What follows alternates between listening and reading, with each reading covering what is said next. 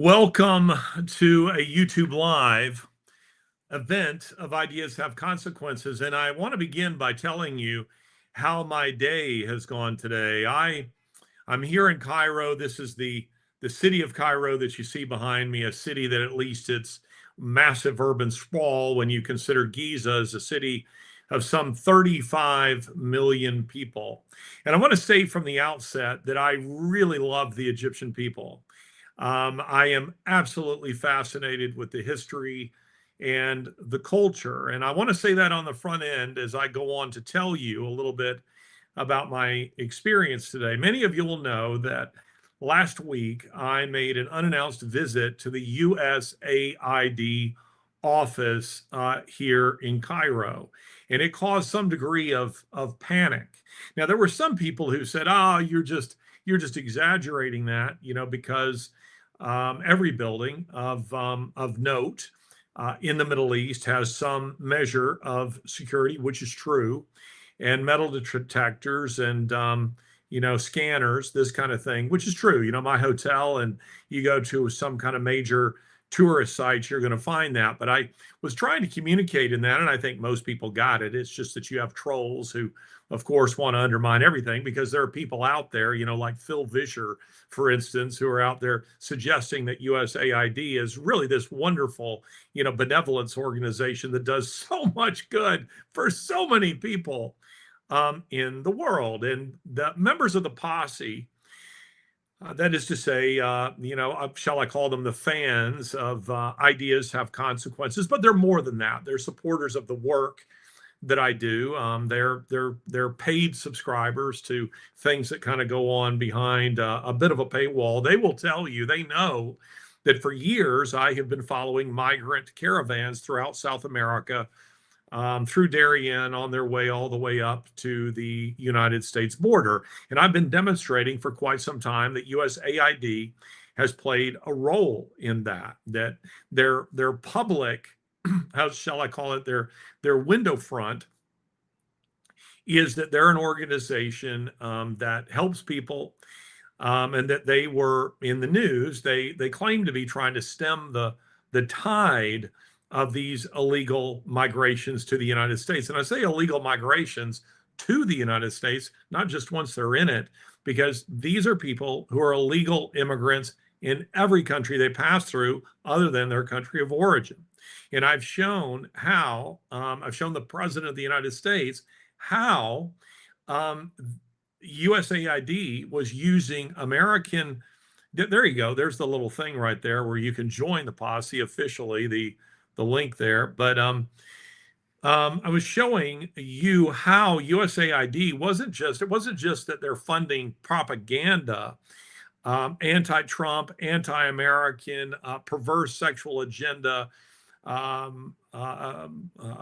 efforts against the United States. They weren't just doing that, but they were actually funding the invasion of the United States.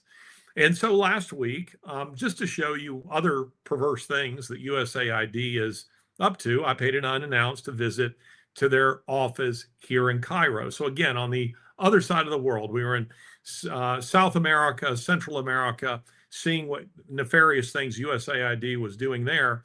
And then here in Cairo, I just decided to pay a visit to their office. And what I discovered is that it is a massive compound. Now, some of you have seen this viral post that I put up about this that has, I think, 12 million views at this point. And it's because it shocked a lot of people, because the president of the United States has ordered that USAID be shut down. Now, so that you'll understand what I'm driving at here, and before I get to what I just now experienced,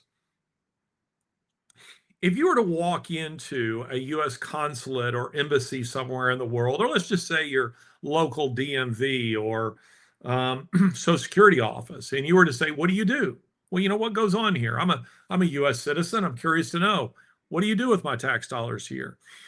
Well, I think you get a reasonable response to that. You would get a response like, well, we here at the Social Security office, we determine the eligibility of people for Social Security, and we issue payments to those people who are eligible, and we also issue Social Security numbers. You get an answer like that. Or here, we We give out licenses. We do driver's tests, or you get your license plate here, pay your taxes on your car.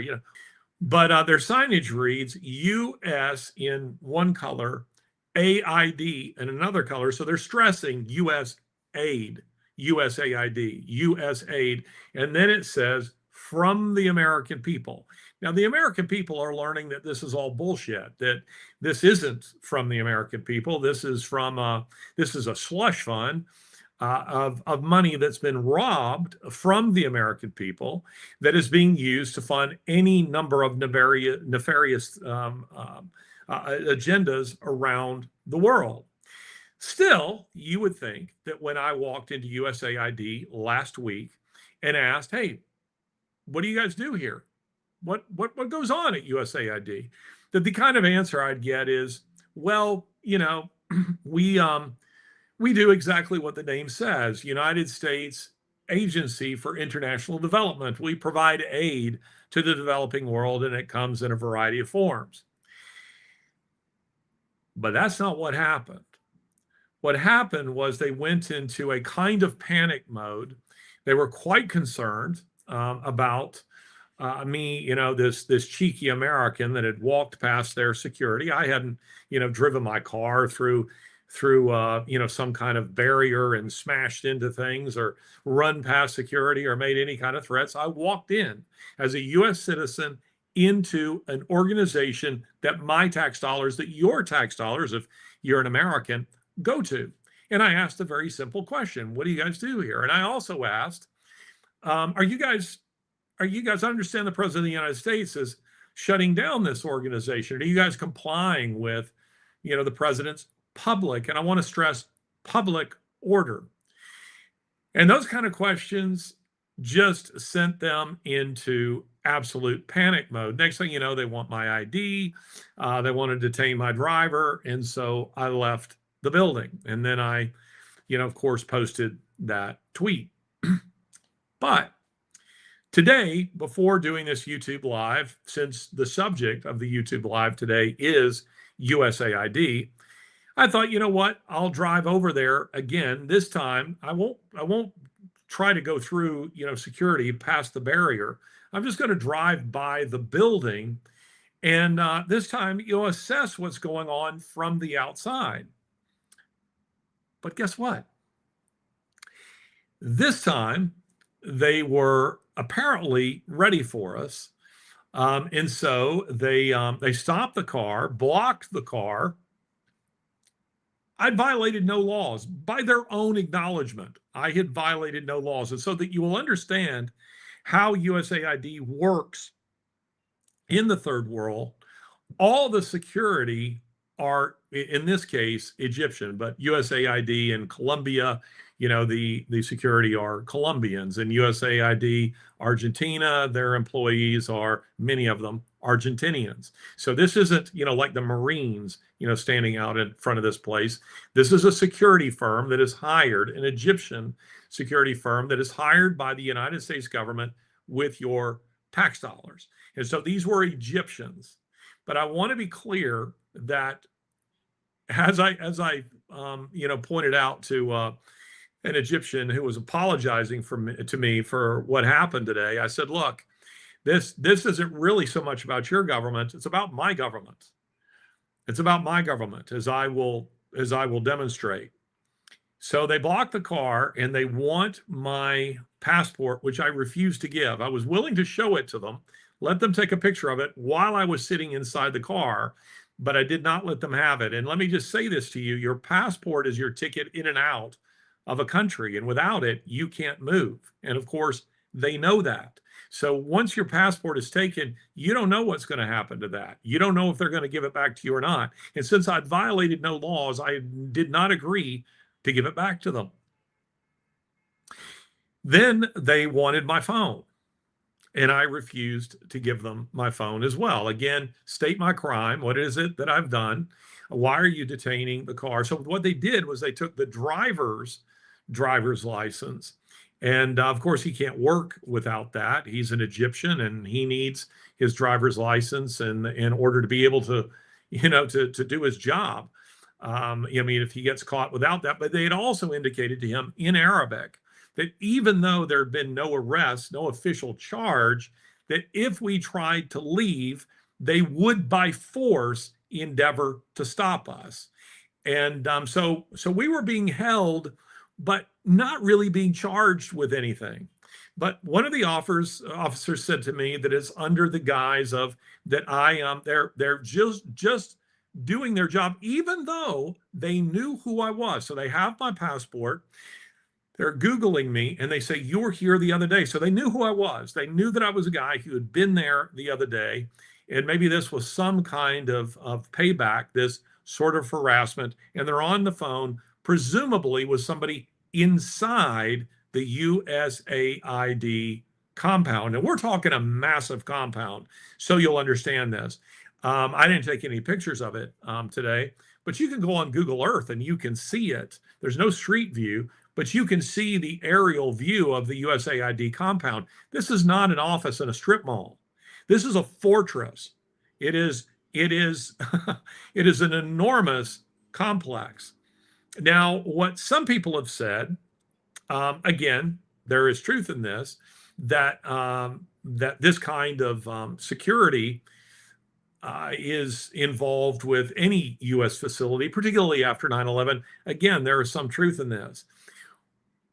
However, the secretive nature of this, the refusal to answer very simple public questions, and furthermore, the effort to harass me the first time that I went there.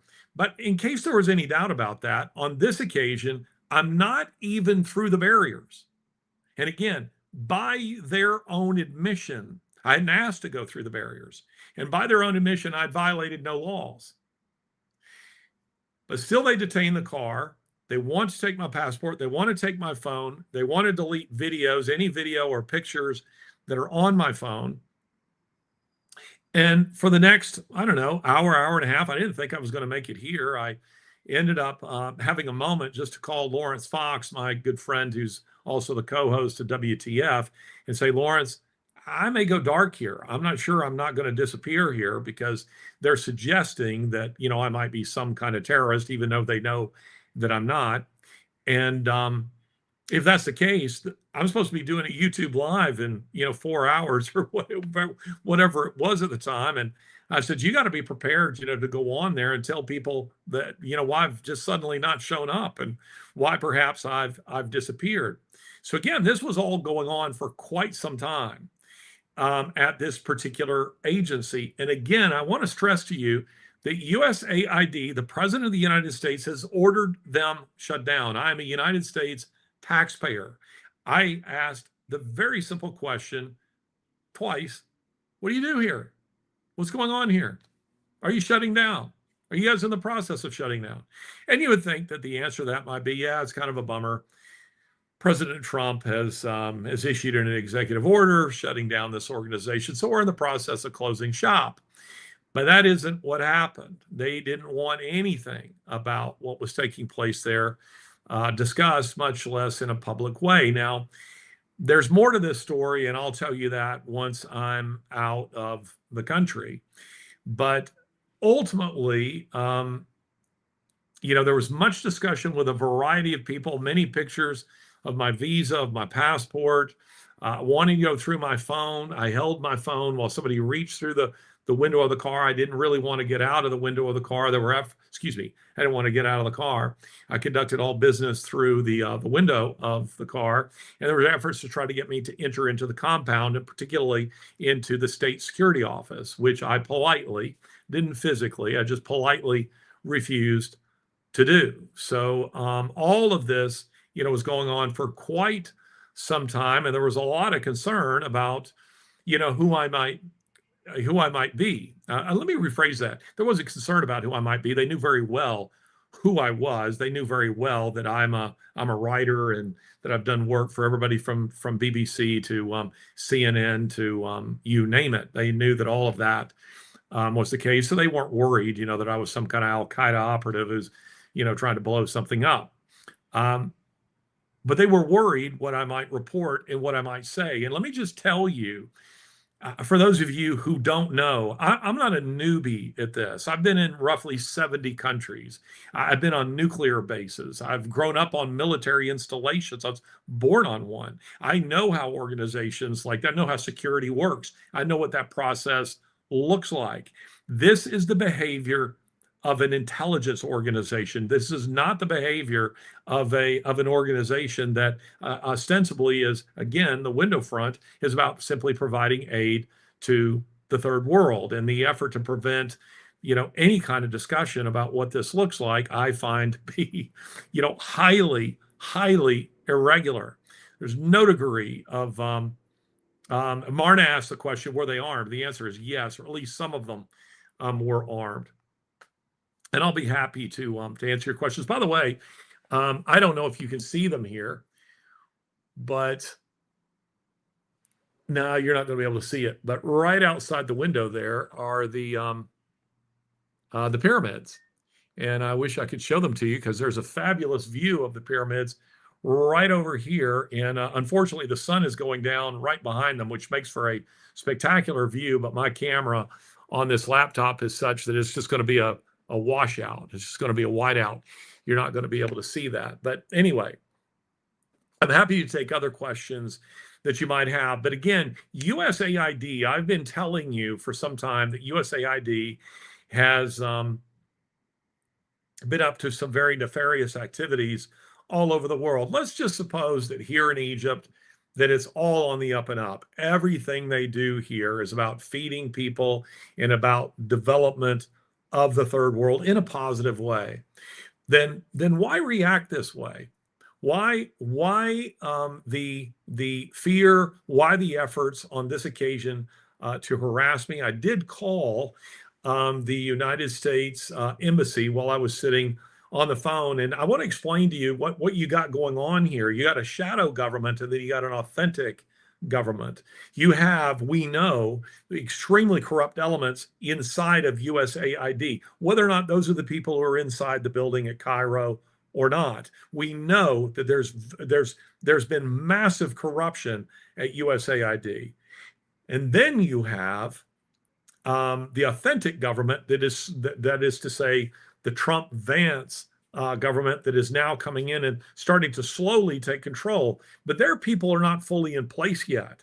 And so you still have within the United States government what I will call a shadow government, a lingering Obama-Biden government that is fundamentally anti-American. And it's aggressively anti-American and have their own agenda. That's been, being exposed right and left by Elon Musk and Doge, and then you have, of course, Donald Trump and Vance, and the things that they are themselves doing. So you have competing entities inside of the same government, and so whoever's controlling the Egyptian security forces that were dealing with me today and detained me for quite some time, along with my driver. And again, threats of arrest that I might be some kind of terrorist or something to that effect. Whoever's controlling them, that's shadow government. Then you have the authentic government. You begin to understand a little bit of the way this works and the complexity involved, meaning that the president of the United States, once he takes the oath of office and enters the Oval Office, we tend to think of him as having total control over the United States government.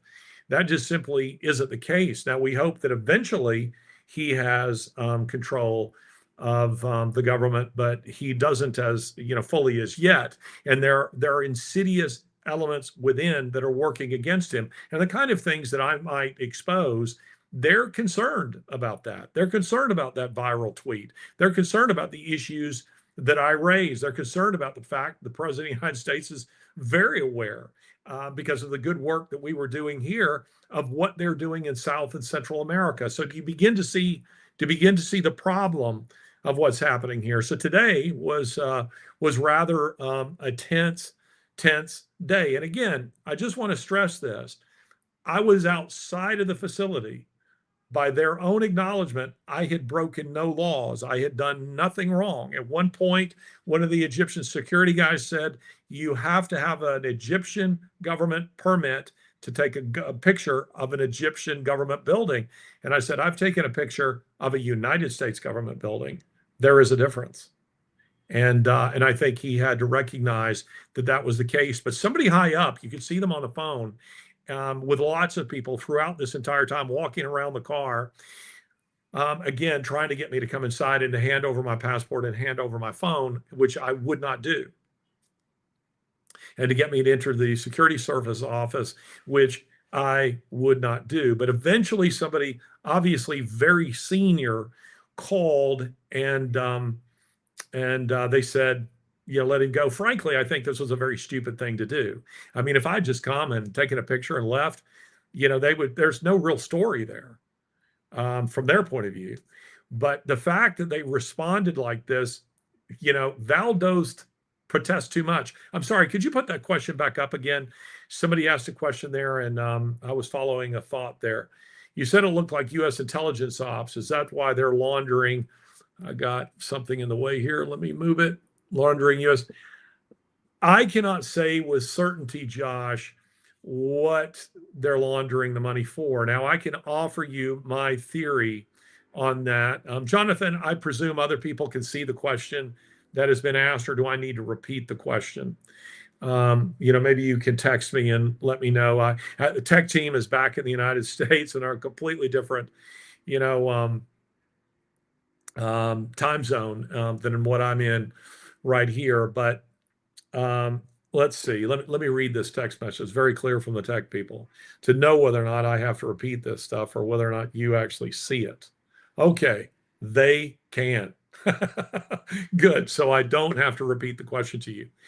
Josh, my theory is that Ukraine and USAID are the two biggest, though not the only means of laundering money, but the two largest means of laundering money for Democrats and the globalists. Now, you have seen, I've alleged this all along, but I also say it with full acknowledgement that, I wasn't a finance major.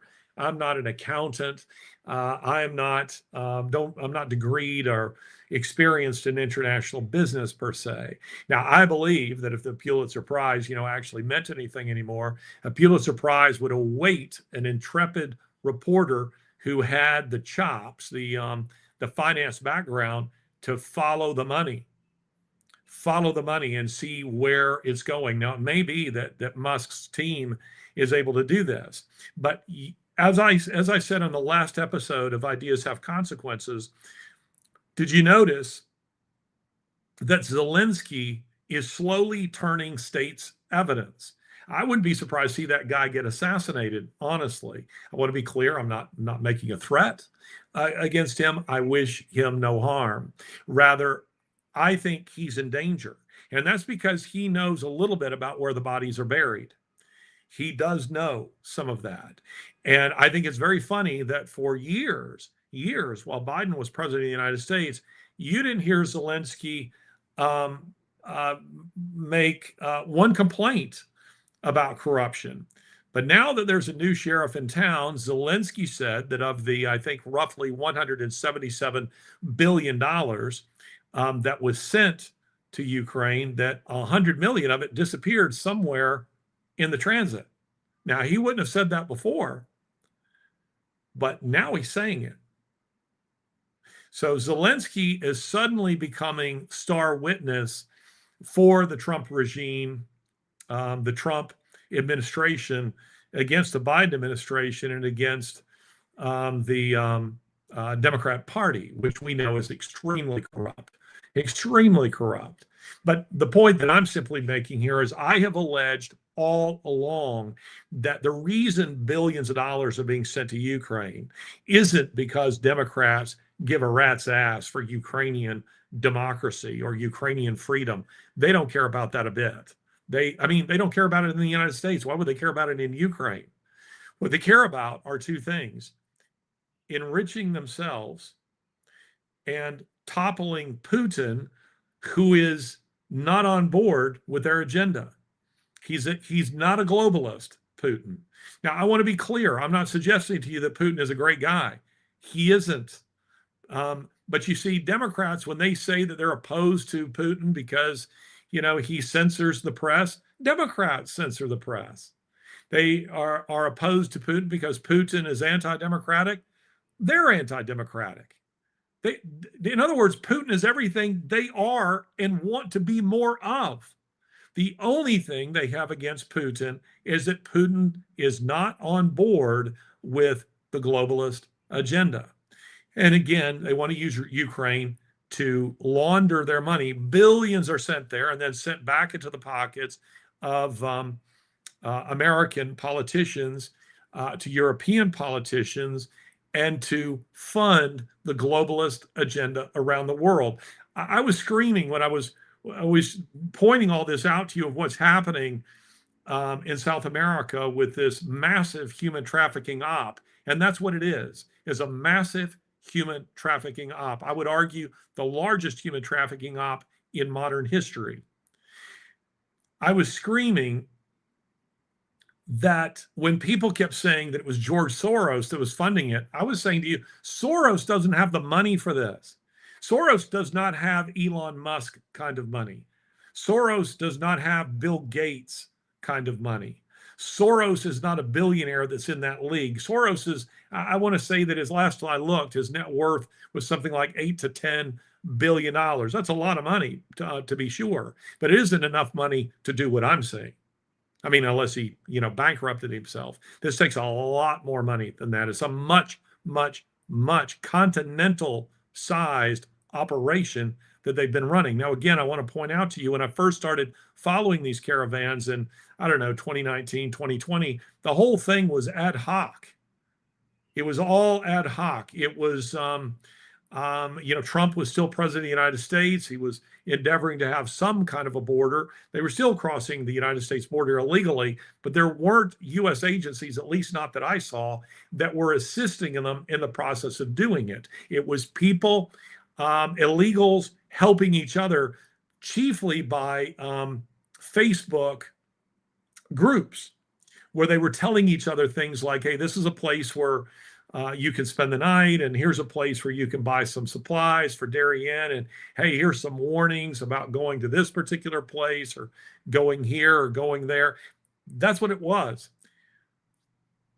By I'd say maybe by 2022, it was a well-oiled machine, and it was a machine that was being run by USAID and a series of NGOs. That's what was happening. Now here I am in Cairo, and I'm just going into a USAID office and just simply asking the very simple question: what do you guys do here?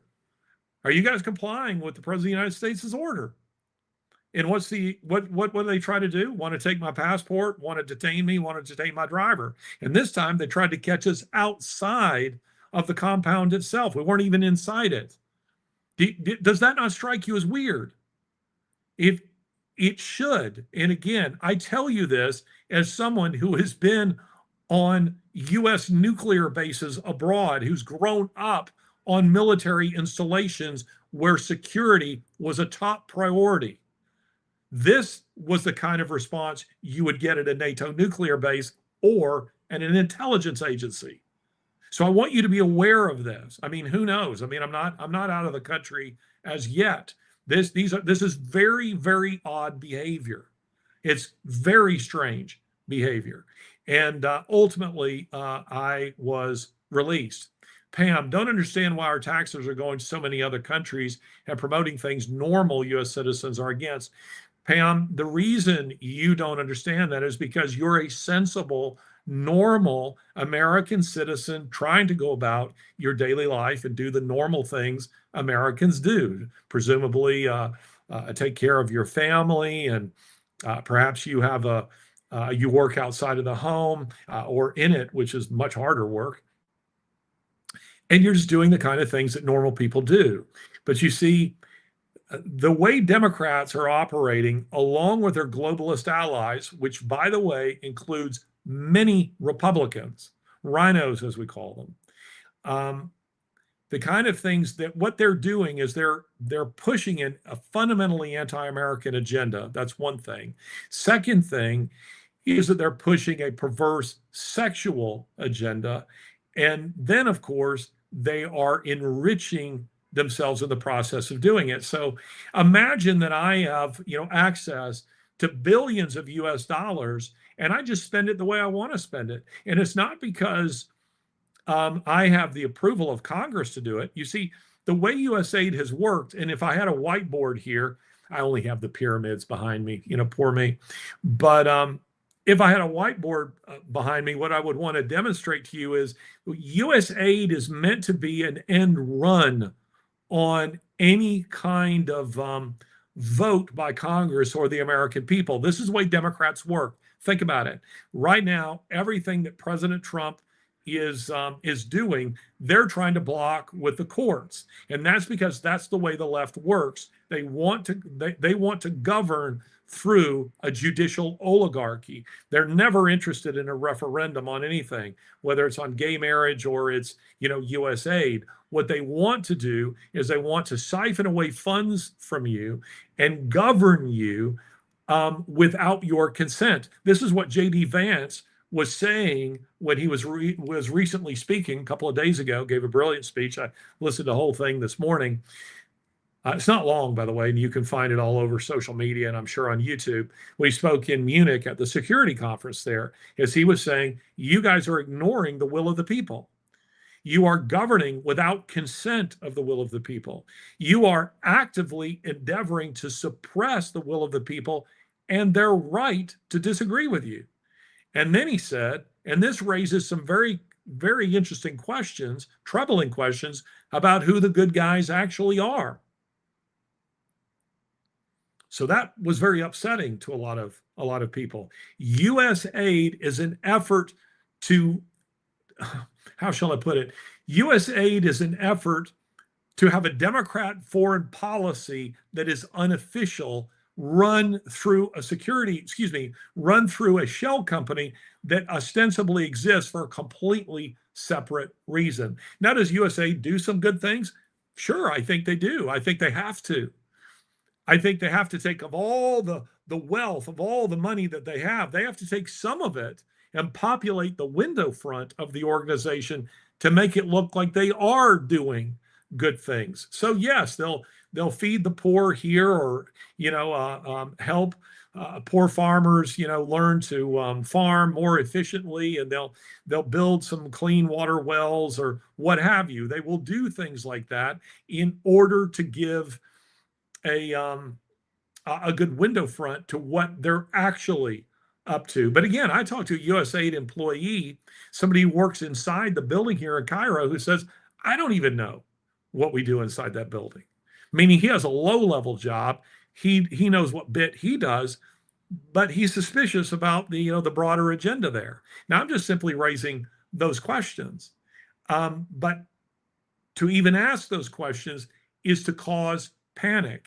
And that's an indicator to you that there's something very troubling happening here. And again, it raises very serious questions about whether or not they are complying with the President of the United States, again, public, it's not secret, his public order that they are to shut down.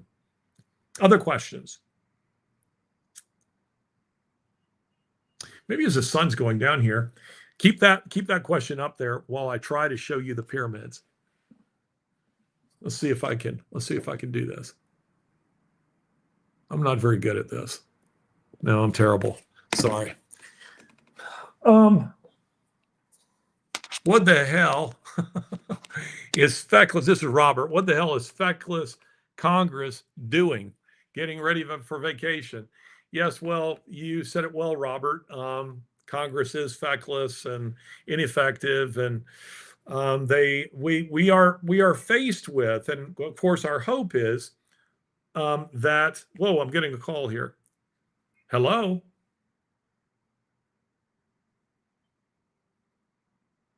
I don't know what happened there, but hello.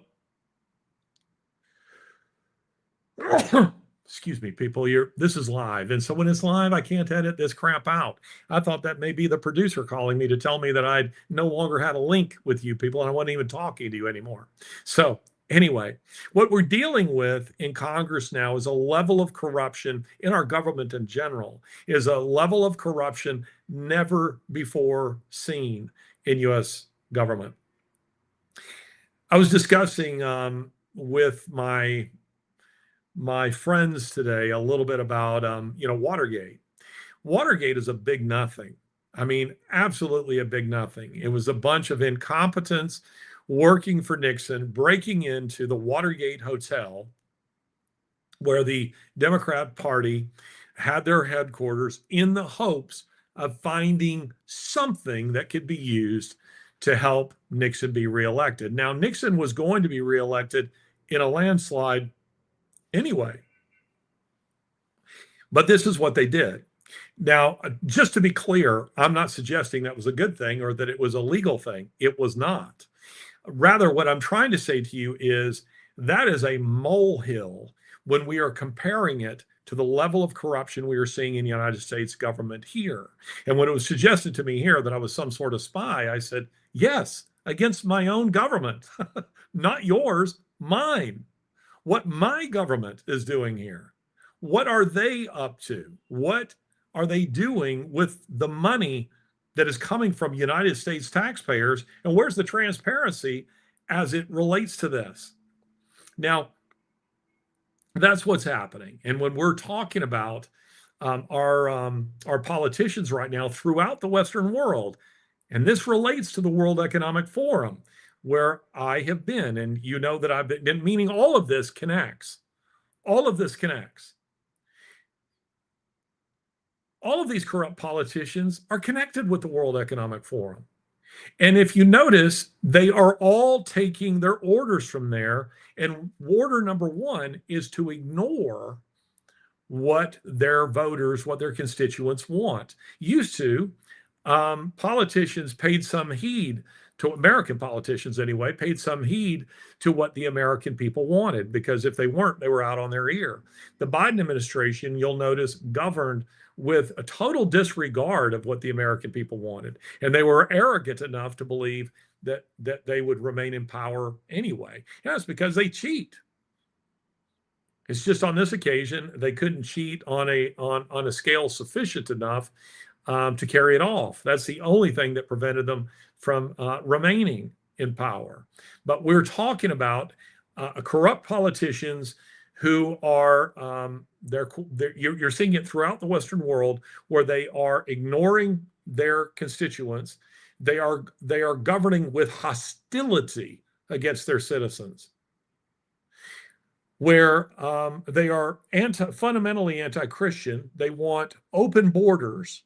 They absolutely do nothing when we're talking about another religion that has made its way into the United States, and where they are using tax dollars to fund overseas projects and purposes, so that in the United States, after three major disasters, North Carolina, Maui, and California, what did you see the Biden administration doing on behalf of American citizens? Nothing. And they made a point of doing nothing. It was a kind of in your face, we're going to do nothing. And it's been in your face about the monies that are going overseas and funding and pushing a war that most Americans know little about and know even less that they want to be involved in. So for Trump to come in and begin doing the things that he's doing now, I think is it's music to my ears. I just think it's absolutely wonderful, the exposure of corruption and what's taking place. And by the way, at USAID today, the guy was asking me, so you're a journalist, what are you doing here? And I said, oh, I mean, you do read the news, right? You do know that USAID is in the news. You are aware that USAID is a major story right now. And he said, yeah, but what does that have to do with Egypt? And I said, well, nothing to do with Egypt per se, but there's the building right there for USAID. I mean, it's right there, and I'm here. So I just thought I'd come and Ask a few questions. Why should that upset you guys so much? Other questions? This is from Thrith. It's an interesting name, by the way. We are tired of all the money and resources being given over to nations that hate us. Yeah, well, there's a lot of truth to that. And by the way, I don't think the Egyptians hate Americans. In fact, I would suggest to you that Egyptians are sophisticated enough to understand, as most people are around the world, that even those people who don't like what the United States government is doing, for instance, most Egyptians are very, pro-Palestinian, and there are obvious cultural reasons for that. But I wouldn't say that they're anti-American. I would say that most Egyptians very friendly. They like Americans. I am being asked constantly by Egyptians for my photograph. They are all convinced that I'm either Pierce Brosnan or I am, who's the other guy, Michael McDonald, or Jeff Bridges. I get that all the time. And of course, they could also think, I'm Colonel Sanders, from Kentucky Fried Chicken or something. But the point being, I get that all the time. And they're always friendly. Can I have a picture with you? Will you stand with me? Can I get a picture? And a lot of them want to practice their English. Yesterday, I took some friends out to the pyramids. I've been out there many times, but we were having a meeting and we were talking, and that's a good place to just walk around. While at the same time, they can take in the specter that is the Great Pyramids of Giza, which, by the way, are very much worth visiting. I would encourage you, to come to Egypt. Be wise, be sensible, stay in a good, safe, reputable hotel with proper security, and have a good guide who can take you out there. But you'll find the Egyptian people to be very friendly, and even while they might be hostile to United States government policy. And as a rule, I'm not getting into conversations with them about politics or religion anyway. But I would just want to stress to you that, as I said at the very beginning of this, I am fascinated with Egypt's history, with its culture. I really enjoy the Egyptian people, who could not have been more kind to me, barring the state security forces that I encountered today. But even then, I give them by and large pass, because they're operating at the instructions of United States shadow government. That's what's happening. I hope you're understanding what I'm trying to communicate to you here. And I'll say this in more detail once I'm back in Europe. But I do hope that you're following what I'm trying to communicate to you here. But the average Egyptian, they like Americans, they watch American movies, they listen to American music, and they want you to like them too. And for the most part, I do. Yesterday, I have to tell you this little story. It's poignant, and it's one that moves me. Traveling as much as I do, I see poor people all over the world. And the poor of the third world are not like the poor in the United States. That's not to say there aren't genuine poor people in the United States. There are a lot of them. But in the United States, there's plenty of benevolence that's available, often through charities, usually Christian charities, sometimes not even through organizations, but just by individual Christians. A person who will help you, who is kind to you, who is generous to you. And then you have government agencies that are also available to help people who are poor. So in the United States, there are opportunities for people who are poor. And then on top of that, we're all pretty aware of the fact that there are plenty of people in the United States who pretend to be poor and who've gamed the system. And I think most of us, are sick of seeing that sort of thing.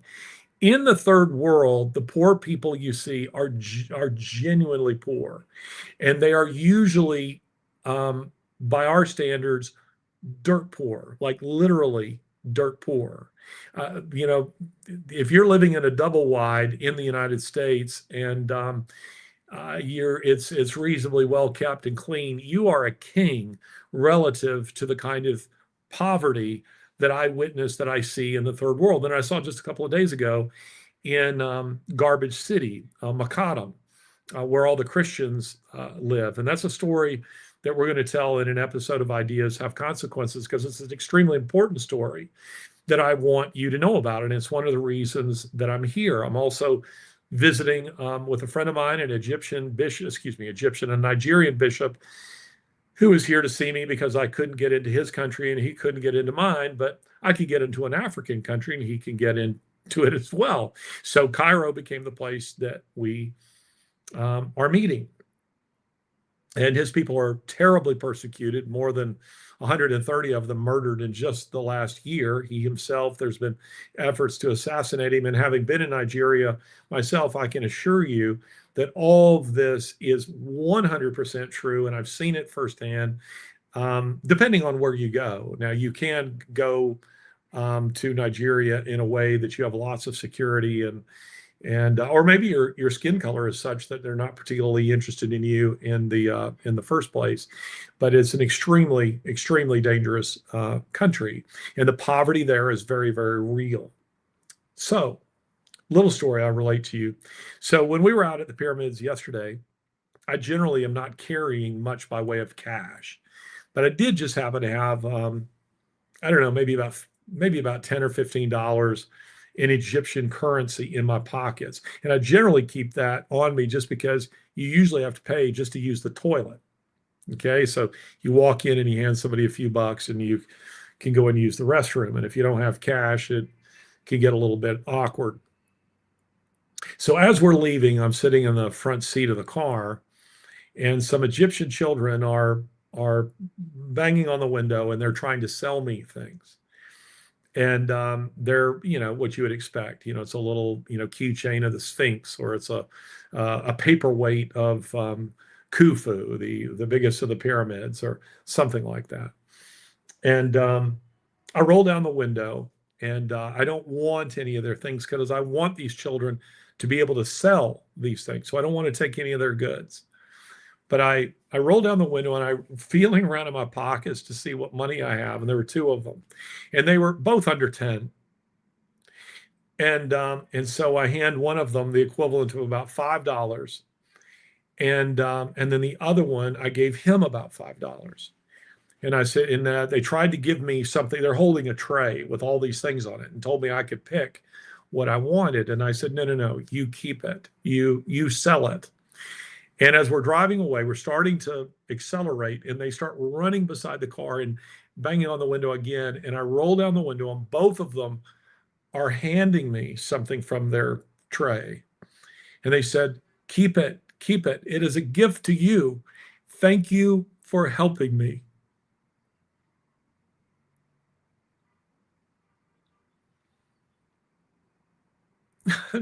Now, to me, these children, I wish I could go back and find them again and give them a hug.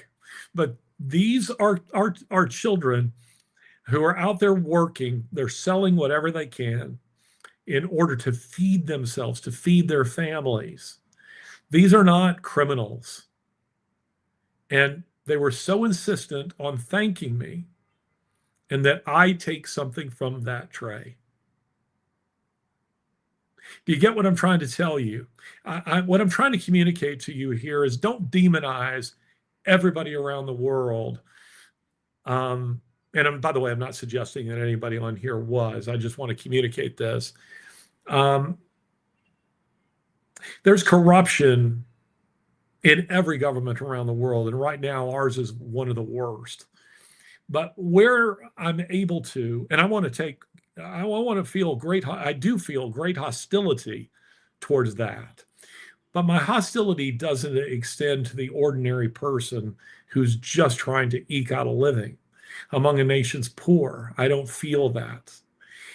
That's not where I am. Indeed, I feel that as a Christian, I have some responsibility to those people. And one of the things I can do is I can be kind to them, and on occasion be generous to them. And I wish I'd had more money in my pocket to give them. As it was about $5 a piece. But for them, that's an awful lot of money. But you understand what I'm trying to say to you. Let's direct our anger at the people who are running this system, about the evil politicians here. Somebody that comes to my mind as I think to this. If you don't know who Phil Vischer is, Phil Vischer is, I'm not sure, I don't know if he's the creator or a creator of VeggieTales. Okay. I liked VeggieTales back in the day, and we bought them for our children and let them watch them. They're, pretty wholesome. Phil Vischer has become basically an apologist for evil of every kind on the left. I don't care what it is, he's going to defend it. And Phil Vischer is supposedly an evangelical Christian. Frankly, I have my doubts. But he put up like a podcast he's doing. He's in discussion with people, talking about how Trump's executive order shutting down USAID, how it's going to harm so many people around the world. I have to tell you, I see that and I'm just full of rage, because while Phil is sitting, I don't know, where the studio is, I don't know if it's in his house or somewhere else, but while he's sitting there in his armchair pontificating about all these things, I'd like for Phil to go to Colombia. I'd like for him to risk himself in cartel country in Western Colombia. I'd like to see him risk himself in Darien. I'd like to see him enter the migrant camps in and around Mexico City. I'd like for Phil to see what USAID is doing. And they don't care what they're doing to people. But you see, here's a guy who's taking a self-righteous, pompous position like he really cares about people. Where are you, Phil? If you cared about him, you'd be here. If you cared about him, you'd be in Colombia. If you cared about him, you might make an appearance at the WEF and listen to what these people are actually saying. See, it's all nonsense. It's all this pompous, self-righteous, holier than thou, high and mighty verbiage, vomit about all the good that people on their side are doing. You're mutilating children. You're annihilating the unborn. Open borders is destroying lives, allowing criminals, known criminals, to enter our country. Not deporting known violent criminals from our country is evil. But you see, these are people who are all insulated from the kinds of policies that they enact and the kind of policies that they advocate. That's the reality. Let me see if I can see the pyramids now. Maybe, because I really do want you guys to be able to see the pyramids. The pyramids are cool. Hell, I don't think I could do it. I'm terrible.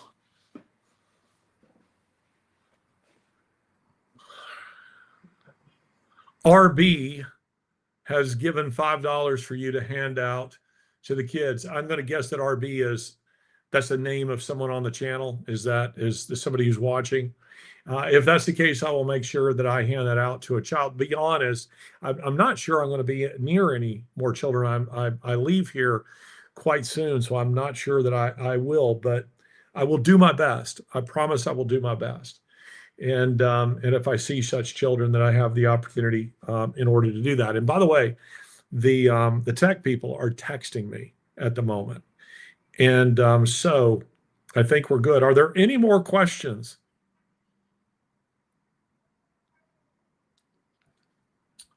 It's all good. So what you're saying is our U.S. shadow government, Obama, Klein, others are running these USAID offices overseas. Well, I'm not saying that. I mean, Obama himself he's the one who's sitting, in an office somewhere in a cave running it all. What I'm saying is that the Democrat Party, that globalists are running it all. Who specifically is doing it? I think we're talking about an army of people who are doing it. But you have seen in recent days, again, just to be clear, so you don't think I'm just inventing this. I mean, we've seen in recent days 50 some odd $50 million that, one of these people sent to hotels in New York City. They were hoping to get away with that. And Doge discovered it, and this person was fired. But my immediate thought on that was, Fired. I mean, I was trying to think if I worked for a company where if I'd misappropriated, you know, $58 million, I would think it'd be more than losing my job. I think I'd be looking at jail time, and quite rightly, in a situation like that. That's what these people are doing. And in other words, what they're doing is quite criminal. So yes, I am saying to you that USAID, I think that it has. I don't think everybody who works for USAID is evil. I think there are people there who are idealistic and really want to do good around the world. They see themselves as a kind of UNICEF, as a as an agency that really is helping people. I think they have people like that there. However, um, the real agenda is something different that is hidden from people at a lower level. Other questions?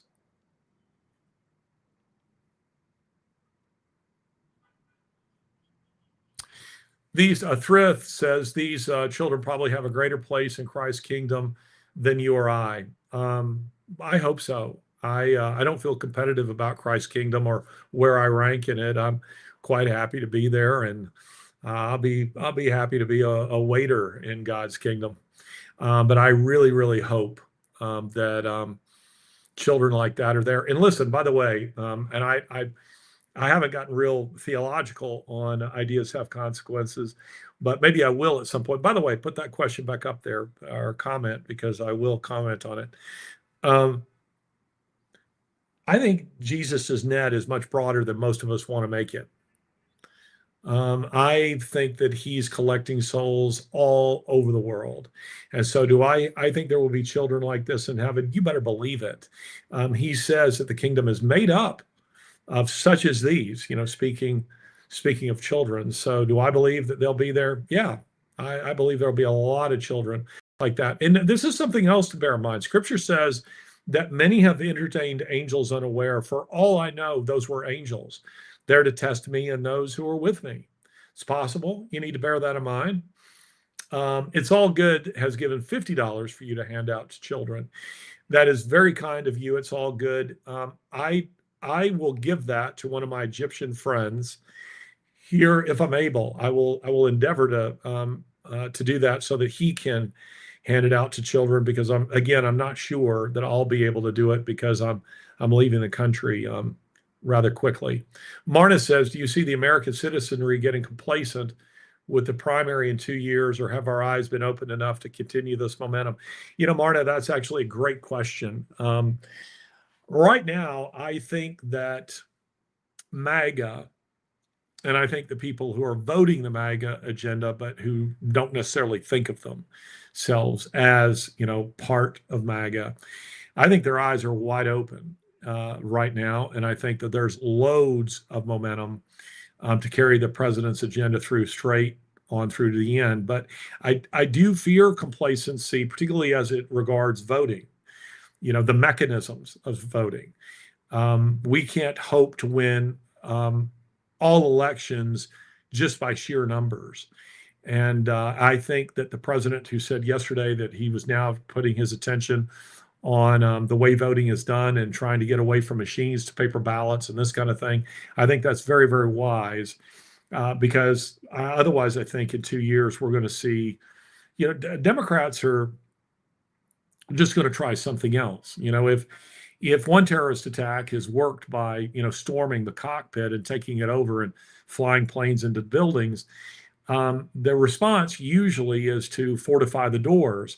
But the next terrorist attack doesn't come like that. It comes in a different form. And that's why there's a saying that generals are usually fighting the last war, meaning that they assume that because World War I was trench warfare, that World War II will be trench warfare. And guess what? It wasn't. And therefore, the Maginot Line was pointless. Actually didn't do any good at all. So I think that the next time, Democrats are going to have a different strategy because we've caught on to them in one form, so they're going to try it in another.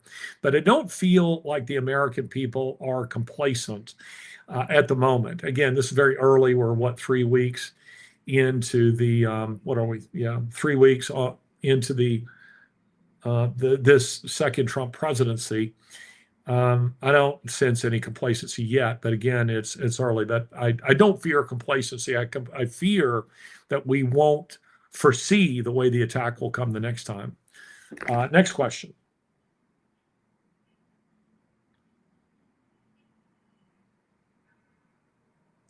If there is another question. Okay, so I'm told you've asked all the questions that you want to ask. Listen, I would pray. I would ask that you pray for me, that you pray for my team, that you pray for the President of the United States, you pray for the Vice President of the United States, you pray for our magistrates. Scripture commands us to do that.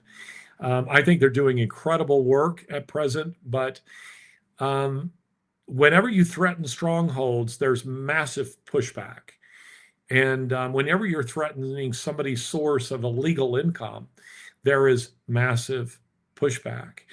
And threats will be made, and you'll encounter the kind of things that I encountered today and may yet encounter. So let us be in prayer. There's only so much that any one of us can do, or even all of us collectively can do.